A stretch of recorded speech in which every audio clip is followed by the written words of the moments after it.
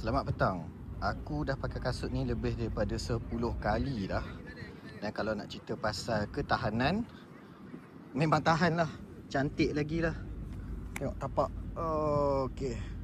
Tapak cantik lagi, berkilat lagi. Atas dia apa pun tak ada masalah lagi. Cantik lagi.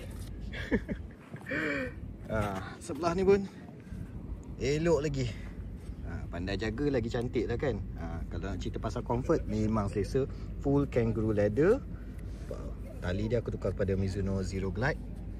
Okay, dalam yang ni ada T-Carvo kat dalam ni. So dia macam sama macam Mizuno Alpha lah. Aku nak tunjuk korang pun susah. Benda ni kena rasa sendiri. Kalau berlari tu rasalah kot. Rasalah tolakan tu sikit. Tapi bukanlah buat kau lari macam Usain Bolt. Adalah sedikit improvement. Cantik kan?